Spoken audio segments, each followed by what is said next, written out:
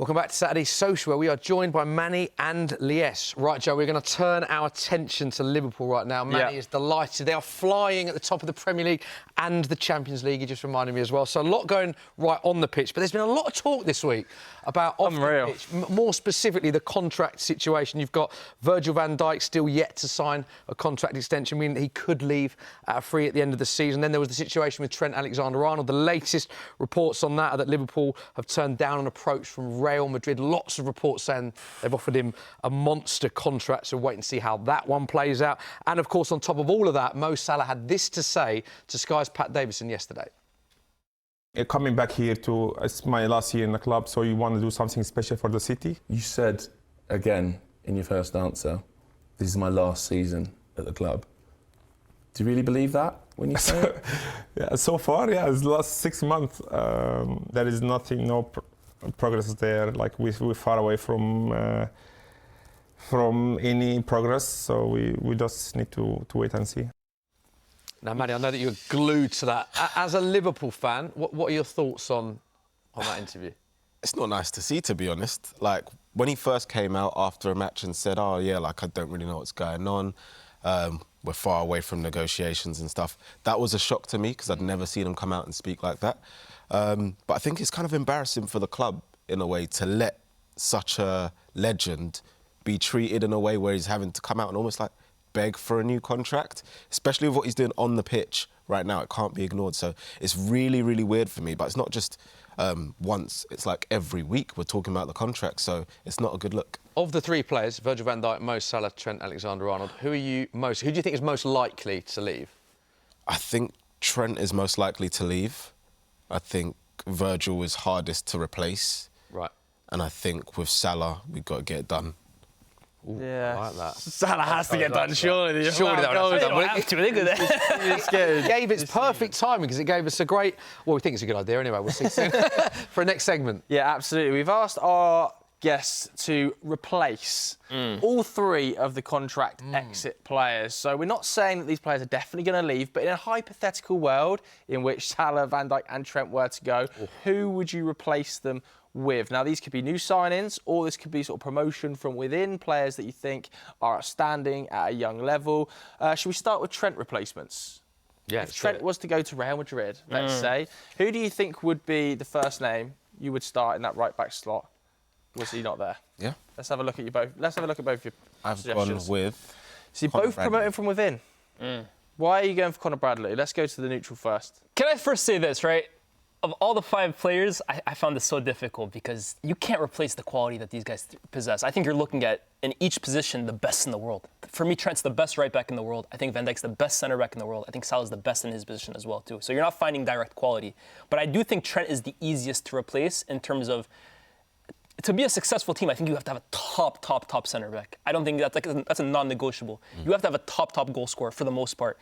I've seen successful teams in the past without a world-level right back. So I do think in this situation, Conor Bradley is not a direct replacement in terms of creativity and maybe not direct quality, but you can be a successful team, in my opinion, with Conor Bradley as your right back. Now, I think Arne Slot will have to find solutions with the system, maybe find creativity in different areas, but you can be a top team with this guy as your right back. You saw against Real Madrid. Fearless, doesn't he? I was just about to say what you were about to say. Locked up Mbappe, man. He plays better against the better quality opposite. It looks like he thrives under that responsibility. I think you could just see, like he said, he's fearless. He's not actually scared of anything. No. Anyone who's in front of him, and that's a big quality to have as a fullback. You're not scared of, because wingers are scary. They're tricky. You don't want to be playing against like a Doku who's sharp or something like that. But he never looks scared of those situations.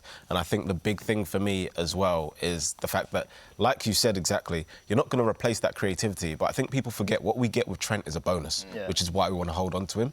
Like, defensively and going forward, I think Bradley can give you something special. OK, stick him up. So that is the first player. Just to remind us, well, this isn't in any order of importance. We're going positionally, so we'll stick to... Another right-back on the table there, defenders, we're looking at defenders again, because you made the point that you can't replace one by one. It's a building job because of three players. Let's have a look at your second pick then, who Liverpool could be... So is this another Trent replacement? Where is Frimpong playing? As a right-back or a right winger? What's the thinking here? I think it is more like almost like a right wing back in a way. But I think one of our big things has always been that we want to push our fullbacks forward. So I think that will suit him.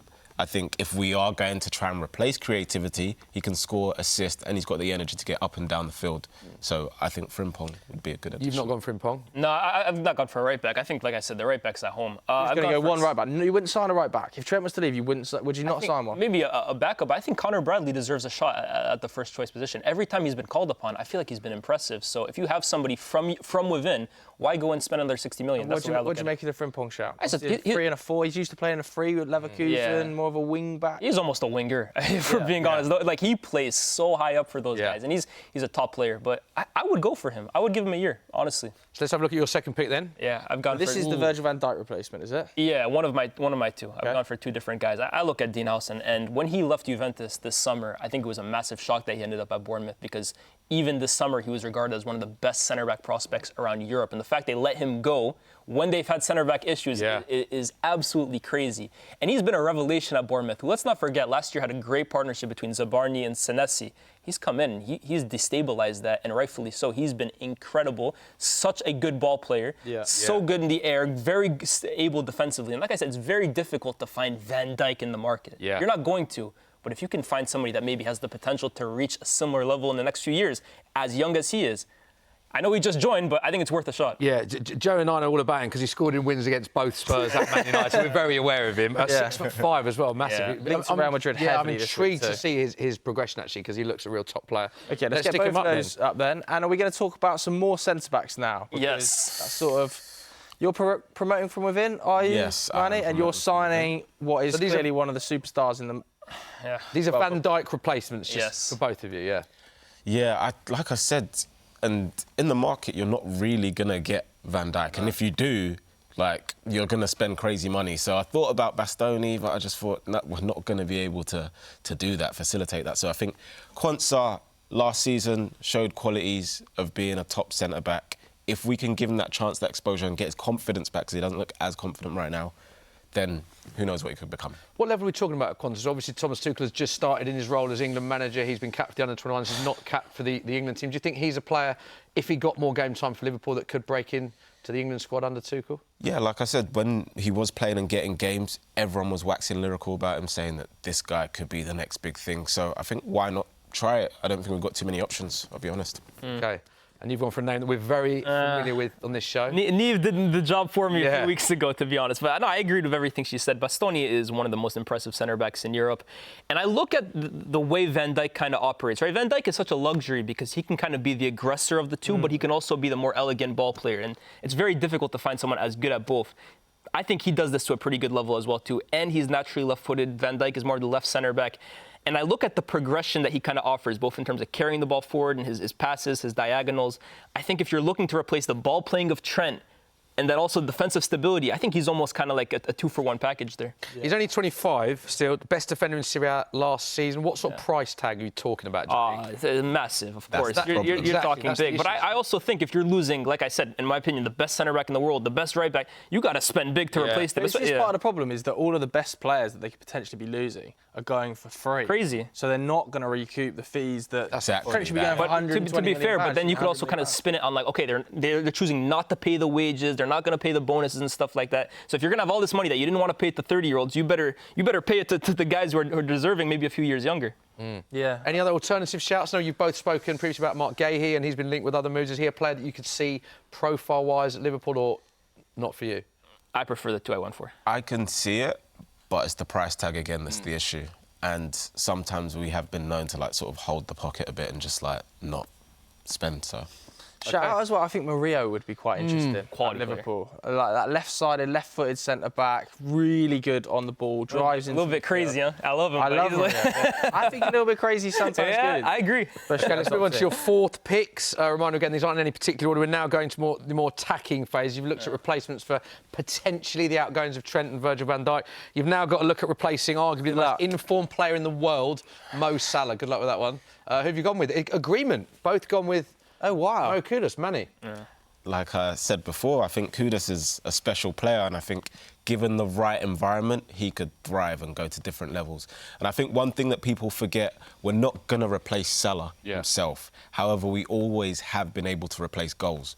We've lost Suarez, Torres, Coutinho, but still we always have been able to replace Mane, goals. lots of that. So yeah, so if you do get the right player and give them the right environment and also the right service and space, freedom, I think Kudus is that guy. That's an interesting point, actually, that Manny makes there. It goes back to what you said at the start of this, is a lot of these players you're not looking at, you're not going to get Kudus to replace Salah's numbers, but are you looking at two players to potentially replace what Salah brings if he does go? Yeah, or you're just kind of hoping that the goals can be more widespread, maybe. I think that's kind of the goal here. But I also just look at Liverpool. I completely agree in terms of the amount of world-class forwards that Michael Owen as well, too. They've had so many, and it never seems to be an issue kind of finding next up. They're incredible at finding the next one up. And you look at, sometimes it doesn't come from the most obvious place, like a Sadio Mane was very good at Southampton, but did anyone think he could be one of the best players in the world a few years later at Liverpool? I look at Kudus, and again, I know it's been maybe a difficult season at West Ham for him personally. It's been a difficult season for the club, but does he have the quality, I believe, that in the right environment with one of the best coaches out there and a great supporting cast to take his game to another level? I really do believe so. Yeah, joint most successful dribbles in the Premier League this season for Kudus. Let's stick him down. Another agreement at number one is there. I'm hearing rumours of Brian and Burmo. Yeah. Yeah. Okay. Well, is this in terms of, you think he's got new levels to go to from beyond Brentford? Because he's pretty impressive right now, isn't it? It's pretty similar to Kudus again, like given the right service and the right environment, I think he could go to next levels. The ability to come in from the right and cut in on his left foot, pretty much similar to what Salah does, obviously not to the same level. But I think that it could be tested. And I don't think he'll be as expensive as some other options. It's interesting, isn't it? You've both gone for like Kudus and Burmo, rather than, I'm sure there'll be comments at home, people saying Kvaratskhelia, Rodrigo, like players that couldn't play on both They're all wings. top players, but for me, Kvaratskhelia for me is a left winger. That's a left-sided option. Liverpool needs someone on the right. Rodrigo is a right-sided player at Real Madrid. I personally believe his best position is actually on the left, and I think we're going to find that out very soon. But I look at the right-wing market. I think there's a clear hierarchy in terms of the big three. Yamal, Saka, Salah, in any order you want. Those are the best three right-wingers in the world. Two of them, they're untouchable. You're not getting them. One of them's at your club. Yeah. I look at the next level below that of natural right-wingers around Europe, and I think it is one of the weaker positions in Europe in terms of depth. And I look at the likes of Kudus, the likes of Mbeumo. They're in and around that second area, in my opinion, and they're of the right age profile. They're probably begging for that move to take him up the next level. I think he's rightfully there. You mentioned something. Go on. One other option I was going to say was Kulusevski, but Spurs aren't going to want to sell him. Yeah, so. I don't want to hear that. It's an interesting shout, though, isn't it? I mean, Liverpool are potentially going to come out this season champions. They're going to potentially win a Champions Actually, League. it's a very good show, yeah. He's so important for Tottenham. I know, He's so good for the season, please. I totally agree. The only players that isn't injured as well. Shouldn't he? And do you think Liverpool could bully Spurs into a transfer like that? Oh, 1,000%. Why are we going down this route? Sorry. Realistic, though. We've seen it before with Tottenham players, haven't we, that have taken that next step. Gareth Kulusevski Bale going to Real should Madrid. take that next step, by the way. He should look at the fit, like what Son has done, what Kane has done. Do not make the same mistake. Do not fall for the Daniel Levy trap. Leave that club as soon as possible. Well, being loyal, that loyalty. Loyalty with zero trophies to show for it. Kulusevski is too good for your club. That's a fact. That's a fact. It would be a tremendous signing for Liverpool. He was talking about relegation for his own club a minute ago. Now he's giving. If we had a player like Kulusevski, I'd say similar. Any other Premier League names that I mean, we were talking about the likes of Jared Bowen, Antoine Semenyo. Any other Premier League players that you'd look at as a Liverpool fan, Manny? Yeah, I think Bowen's an interesting one. Semenyo's having a great season. But I don't know. I think I'm happy with this pick. Okay. I think there's more quality. Stick him up. A similar list, huh? There we go. Very similar list. Three of the same top five to replace three absolutely monster names. If you were saying one that you were most keen for Liverpool to sign, Manny, who would you say? I would go with Kudus. You'd go with Kudus? Yeah. Elias, if you were saying one... How about one that's the most achievable, is it? Because you're not a Liverpool fan, the one that is the most realistic for them, do you think? I think Mbeumo. I think if Salah leaves, I think Mbeumo will probably be the first name on their target list. OK. Like that, enjoyed it. There is confirmation of 5 players that Liverpool could sign to replace their out-of-contract stars if they were to go. Let us know what you think of that at home.